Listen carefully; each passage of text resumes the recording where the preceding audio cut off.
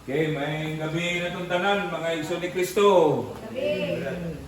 No, niyan sa ta sa tuang sinimana nga pagtuon sa pagtulunan sa diya sa Biblia no, sa atong liturgical Bible, giiko ni Brad Manuel.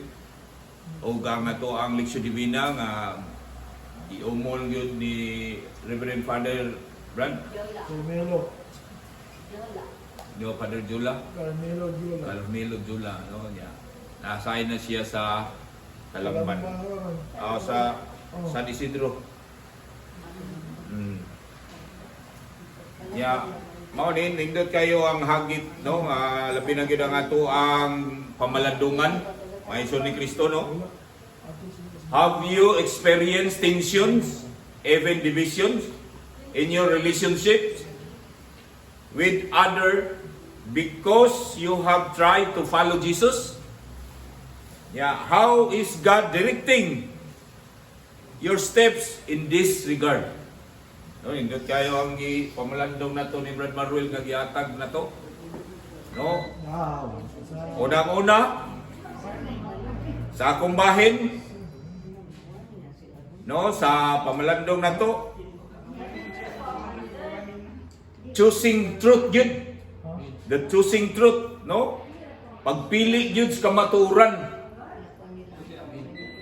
No, pagpili yun sa kamaturan. Kay daghan kayo ron naglabi na yun nagsabwag og pagsangyaw, gitawag sila o false prophet, no? Braghan kayo, nagkalilain na tang sikta, nakagay sikta nga mga nagsangyaw, no?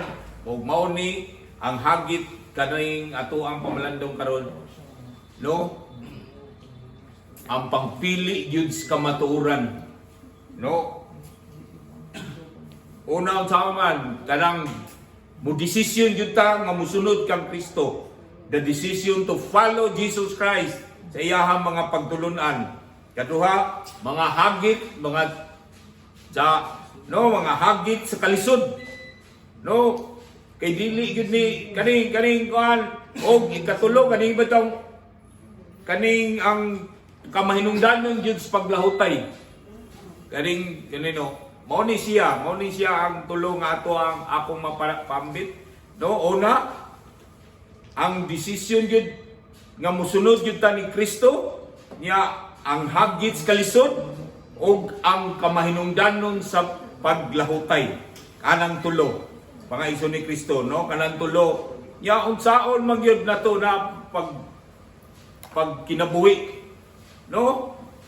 Ang magtutog yun, gihagid sa paghimo, mahunahunaon yun nga desisyon diya sa pagsunod ni Kristo. No, ang iyang mga pagtulunan, ang iyang pag-ila, nga kini yun, nga ato yun adlaw-adlawon, nga pagsalig yun diya kaniya. Ya, dili ni usa lang kahigayon, dili lang ni usa ka event, nga one-time event lang ni mahitabo, ang pagsunod sa ato ang Ginoong Kristo. No, dili ni, mao ni dako kayong hagit, na dili lang ingon nga, karon musunod ko sa ato ang Ginoong Kristo, musunod ko sa karon magtuon ko sa Biblia, karon magtuon ko sa leksyon divina, no?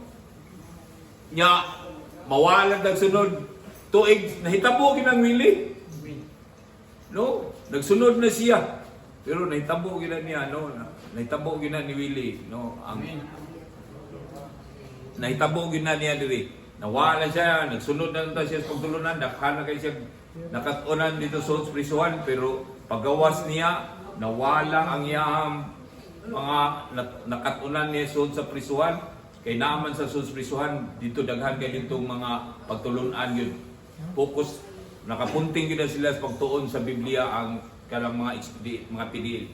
Yan diha, paggawas niya, nawa niya ang iyahang mga pagtulunan, kay tuan, ibalik siya ang kaniadtog yung kinabuhi.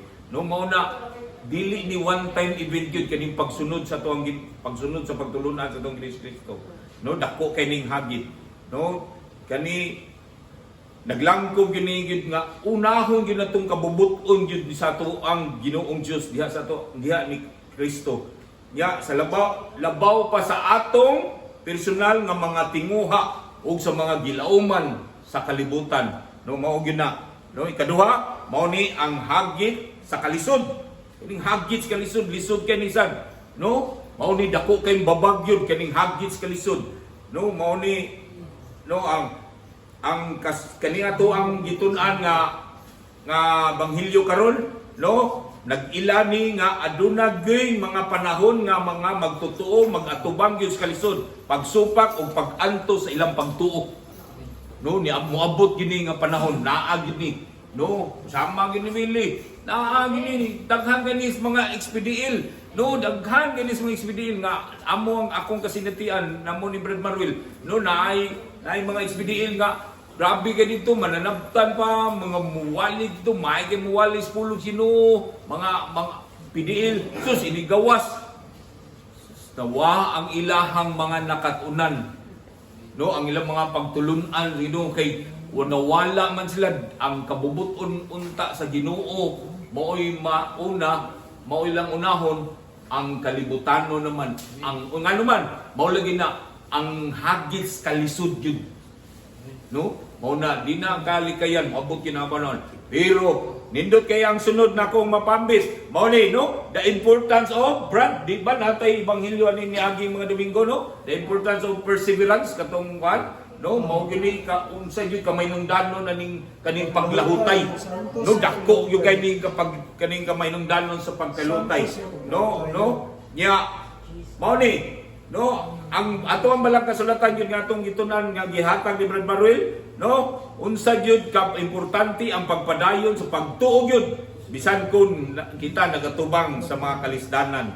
Ya sa katapusan ani, no, aning balang kasulatan nagsugyot yun nga aduna ni ganti sa pagsunod. No, dako kaning dako kaning bililon ang pagsunod sa atong Ginoong Kristo, no, nga nagtanyag og usa ka kahulugan o sa katumanan ug katuyuan nga labaw pa sa yutan-on nga mga hagit. Oni dako kayong hagit sa tuang karon sa tuang mga kaigsuonan ni Kristo, ya sa tuang mga kwan.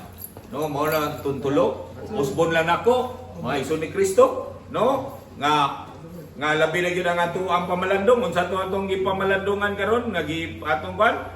Have you experienced tension, even divisions in your relationship with other because you have tried to follow Christ? Yeah, how is God directing your step in this regard? Mao na to akong nakapamit, no, the choosing truth yun, no, pagpili nyo tas kamaturan. Yeah, una, no, mao na decision to follow yun, no? Decision yun ang sunod ni Kristo. Ya, hagit sa kalisod.